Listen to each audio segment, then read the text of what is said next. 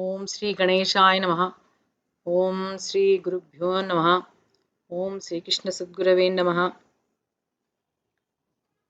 ఫిబ్రవరి 12వ తేదీ నుండి మాఘమాసం ప్రారంభమైంది. ఈ సందర్భంగా ప్రతిరోజు ఒక అధ్యాయాన్ని మీతో నేను పంచుకోదలుచుకున్నాను.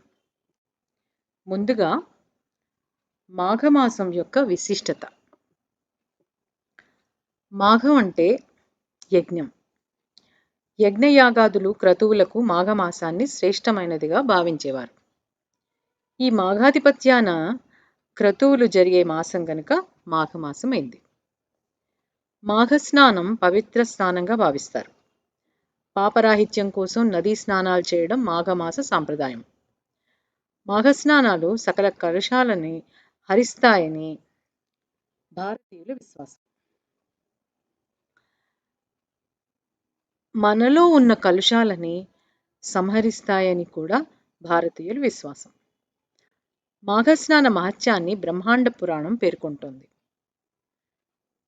మృకండు ముని మనస్వినిలా మాఘస్నాన పుణ్యఫలమే వారి కుమారుడైన మార్కండేయుని అపమృత్యువును తొలగించిందని పురాణ కథనం. కళ్యాణకారకమైన ఈ మాసంలో చేసే స్నానం పరమ పవిత్రంగా భావిస్తారు. పాపరాహిత్యం కోసం నదీ స్నానాలు చేయడం మాఘమాస సంప్రదాయం. మాఘమాసంలో సూర్యుడు ఉన్న రాశిని బట్టి ప్రత్యూష కాలంలో సూర్యకిరణాలు ఒక ప్రత్యేక కోణంలో భూమిని చేరుతాయి. ఆ సమయంలో సూర్యకిరణాల్లో ఉండే అతి నీల లోహిత పరారుణ కిరణాల సాంద్రతల్లో మార్పులు చేరుకుంటాయి. ఆధునిక శాస్త్రవేత్తలు సైతం జనవరి 20 నుండి మార్చి 30 వరకు సూర్యోదయానికి ముందు చేసే స్నానాలు చాలా ఆరోగ్యవంతమైనవి, వేగంగా ప్రవహించే నీళ్లలో చేసే స్నానాలు శ్రేష్టమని పేర్కొంటున్నారు. ఈ స్నానాలకు అధిష్టాన దైవం సూర్య భగవానుడు. స్నానానంతరం సూర్యునికి అర్ఘ్యం సమర్పించడం ఒక ఆచారం. మాఘమాసంలో సూర్యోదయానికి పూర్వం గృహస్నానంతోనైనా 6 సంవత్సరాల అఘమర్షణ స్నాన ఫలం లభిస్తుందంటారు. బావి నీటి స్నానం 12 ఏళ్ల పుణ్యఫలాన్ని, తటాక స్నానం ద్విగుణం, నదీ స్నానం చాతుర్గుణం, మహానదీ స్నానం శతగుణం, గంగా స్నానం సహస్రగుణం, త్రివేణి సంగమ స్నానం నదీ శత గుణఫలాన్ని ఇస్తాయని పురాణ వచనం. మాఘస్నానంలో దివ్య తీర్థాలను స్మరించి పాప వినాశనం కోరుతూ స్నానం చేయడం సంప్రదాయం. స్నాన సమయంలో ప్రయాగ అని స్మరిస్తూ స్నానం చేస్తే ఉత్తమ ఫలితం లభిస్తుందని విశ్వాసం. మరి మాఘ పౌర్ణిమ రోజు మాఘమాఘం లేక మహామాఘం అంటారు. ఇది ఉత్కృష్టమైన పౌర్ణిమ. స్నాన దాన జపాలకు అనుకూలం. ఈరోజు సముద్ర స్నానం మహిమాన్విత ఫలదాయకం అంటారు. ఇక మాఘమాసం మహిమ. అఘము అనే పదానికి సంస్కృతంలో పాపము అని అర్థం. మాఘము అంటే పాపాలను నశింపచేసేది అనే అర్థాన్ని పండితులు చెప్తున్నారు. అందుకే మనకున్న మాసాలలో మాఘమాసం విశిష్టతను సంతరించుకుంది. ఇది మాధవ ప్రీతికరం. స్థూలార్థంలో మాధవుడంటే భగవంతుడు. శివుడైనా విష్ణువైనా ఎవరైనా కావచ్చు. ఈ మాసంలో గణపతి, సూర్య తదితర దేవతల పూజలు, వ్రతాలు కూడా జరుగుతుంటాయి. మాఘ విశిష్టతను గురించి ఈ మాసంలో ముఖ్యంగా సూర్యుడు మకర రాశిలోకి ప్రవేశించినప్పటి నుండి ఉదయకాలపు స్నానాలు చేయడం ఒక వ్రతంగా ఉంది. మాఘంలో ఎవరికి వారు వీలున్నంతలో నది, చెరువు, మడుగు, కొలను, బావి, చివరకు చిన్న నీటి పడియలోనైనా సరే స్నానం చేస్తే ప్రయాగలో స్నానం చేసినంత పుణ్యఫలం అబ్బుతుంది. చలికి భయపడక ఉదయాన్నే నది స్నానం చేయడం సర్వోత్తమం. మరి తిథులు. ఈ మాసంలో ఉదయాన్నే దీపారాధన, నువ్వులతో హోమం, నువ్వుల దానం, నువ్వుల భక్షణం లాంటివి ముఖ్యమైనవి. మాఘమాసంలో శుద్ధ విద్య నాడు బెల్లం, ఉప్పు దానం చేయడం మంచిది. రెండోది శుద్ధ విద్య, చవితి ఈ మాసంలో ఉండే తిథులు.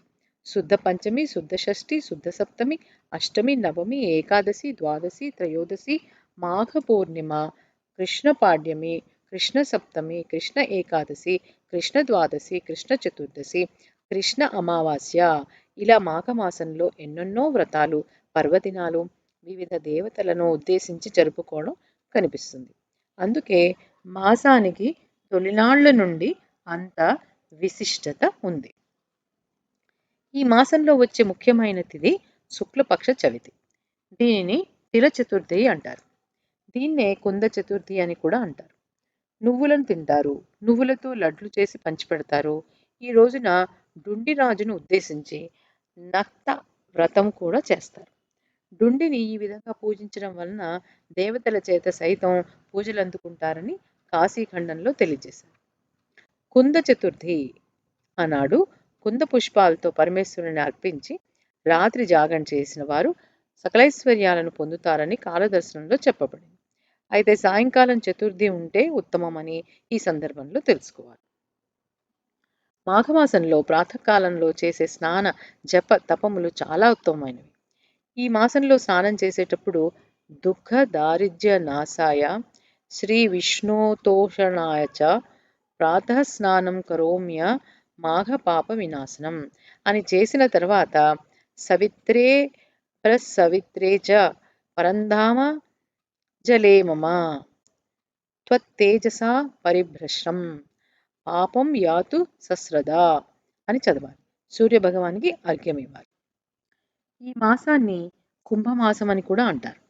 కొంతమంది ఈ నెలనాళ్ళు ముల్లంగి దుంపను తినరు. ఈ మాసంలో నువ్వులను పంచదారను కలిపి తినాలట. నువ్వులను దానం ఇవ్వాలట. రాగి పాత్రల్లో గోధుమ రంగుగా ఉన్న నువ్వులను పాత్రతో సహా దానమిస్తే మంచిది. ఈ నెలలో మరణించిన వారికి అమృతత్వం సిద్ధిస్తుందిట. మాఘశుద్ధ పంచమిని శ్రీ పంచమి అంటారు. ఈ పంచమి నాడే సరస్వతీదేవి జన్మించిందట. ఈనాడు రతి మన్మధులను మల్లెపూలతో పూజిస్తారు. ఉత్తర భారతంలో విష్ణుమూర్తిని సరస్వతీదేవిని కూడా పూజిస్తారు. బ్రహ్మదేవుడు సృష్టి చేయగా చరాచర ప్రపంచం శ్మశాన నిశ్శబ్దతతో ఉందట. ఆవేదనతో తన కమండలంలోని నీటిని ప్రపంచంపై చిలకరించగా చెట్లపై ఆ నీటి బిందువులు పడి ఒక శక్తి ఉద్భవించిందిట. 2 చేతులతో వీణను వాయిస్తూ మరో 2 చేతులతో పుస్తకాన్ని మాలని ధరించి సమగ్ర రూపిణిగా దర్శనమిచ్చిందట. ఆ వగీశ్వరి వీణావాదనం ద్వారా ప్రపంచంలోని స్తబ్దతను ఉదాసీనతను తొలగించి విద్యాబుద్ధులకు అధిష్టాత్రి అయింది ఆ దేవి. అప్పటి నుండి శ్రీపంచమి రోజున సరస్వతిని పూజించడం జరుగుతుంది. ఇక మాఘశుద్ధ సప్తమి, ఇదే సూర్య సప్తమి అని కూడా పిలువబడుతుంది. ఇదే రథసప్తమి. సూర్యగ్రహణ దినం వలె ఇది పరమ పవిత్రమైనది. ఈ రోజున అరుణోదయ కాలంలో 7 జిల్లేడు ఆకులను అందులో రేగికాయలను ఉంచుకుని తలపై పెట్టుకుని స్నానం చేస్తే 7 విధాలైన శాపాలు నశిస్తాయట. స్నానానికి ముందు చెరుకుగడతో నీటిని కదిలిస్తారు. నమస్కారం ప్రియ సూర్య అన్న ఆర్యవాక్య ప్రకారం కేవలం నమస్కారం చేతనే సూర్యుడు సంతృప్తి చెందుతాడని తెలుస్తుంది. ఈ రోజున చిక్కుడు కాయలతో రథం చేసి కొత్త బియ్యంతో పాయసాన్ని వండి చిక్కుడు ఆకులలో పెట్టి సూర్యునికి నివేదన చేయడం ఆచారం. సూర్యుడు తనను పూజించిన సత్తాజిత్తుకి ఈ రోజునే శమంతకమణి ప్రసాదించాడు. హనుమంతునికి వ్యాకరణ శాస్త్రాన్ని, యజ్ఞవల్కునికి యజుర్వేదాన్ని బోధించాడు. ఆరోగ్యం భాస్కరాదిచ్చేత్ అన్న వాక్యం ప్రకారం ఆరోగ్యం కొరకు ఆదిత్య హృదయం పారాయణ చేయాలి.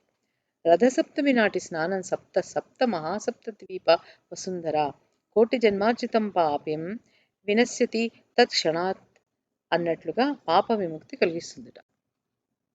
భీష్మాష్టమి మాఘమానస్య చాష్టమ్యాం శుక్లపక్షే చ పార్థివ ప్రజాపత్యే చ నక్షత్రే మధ్య ప్రాప్తే దివాకరే. శోభకృత నామ సంవత్సరంలో మాఘమాసంలో శుక్లపక్షంలో రోహిణీ నక్షత్రం ఉన్న అష్టమి తేదీ నాడు మధ్యాహ్నం సూర్యుడు నడినెత్తిన ప్రకాశిస్తూ ఉండగా అభిజిత్ లగ్నంలో భీష్మ పితామహుడు ధ్యానస్థితుడై ప్రాణాలను విడిచిపెట్టాడట. స్వచ్ఛంద మరణం ఆయనకి వరం. ఆయనకు తర్పణాలు విడిచిపెట్టడం నెలగంటు పెట్టినప్పటి నుంచి పెట్టిన గొబ్బెమ్మలను ఎండబెట్టి దాచి ఆ పిడకలతో పాయసాన్ని వండి నివేదన చేయడం ముఖ్యం. అష్టమి నాడే దైవ సాయుధ్యం పొందిన శ్రీకృష్ణుని సమక్షంలోనే విష్ణు సహస్రనామాలతో ఆయనను కీర్తిస్తూ మోక్షం పొందాడు. కాబట్టి ఏకాదశిని ఆయన పేరుతో ఏర్పాటు చేశారు. భీష్మ ఏకాదశి నాడు విశేష పూజలు చేయడం ఆనవాయితీ. ఇక మాఘమాసంలో వచ్చే ప్రతి ఆదివారాలు మహామహిమాన్వితాలే. ఈ విధంగా మాఘమాసమంతా శివరాత్రి వరకు అన్ని పర్వదినాలే. మరి మాఘమాసంలో ప్రత్యేకంగా చదవలసిన ఒక పురాణం మాఘ పురాణం. ఈ మాఘ పురాణంలో 30 అధ్యాయములు ఉన్నవి.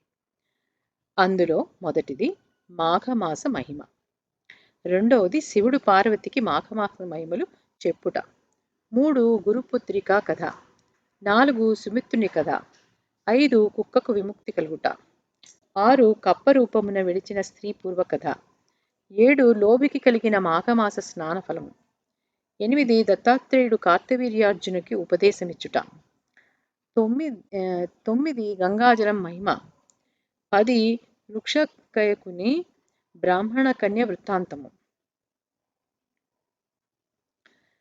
11 భీముని ఏకాదశ వ్రతము, 12 శుద్ర దంపతుల కథ, 13 సుశీలుని కథ, 14 విపుని పుత్ర ప్రాప్తి, 15 జ్ఞానశర్మ కథ మాఘ పూర్ణిమ, 16 విద్యాధర పుత్రిక కథ, 17 ఇంద్రునికి కలిగిన శాపము కథ, 18 ఇంద్రునికి శాపము ముక్తి, 19 మునుల వాగ్వాదము, 20 శివబ్రహ్మణ వివాదము, 21 శివస్థుతి, 22 క్షీరసాగర మథనము, 23 నారదుని దౌత్యము దేవతల దైన్యము, 24 శ్రీమన్నారాయణుని అనుగ్రహము తులసి మహత్యము, 25 కళింగ కిరాతుడు మిత్రుల కథ, 26 పుణ్యక్షేత్రాలలో నది స్నానం, 27 సులక్షణ మహారాజు కథ, 28 కురూర కథ, 29 మృగశృంగిని కథ.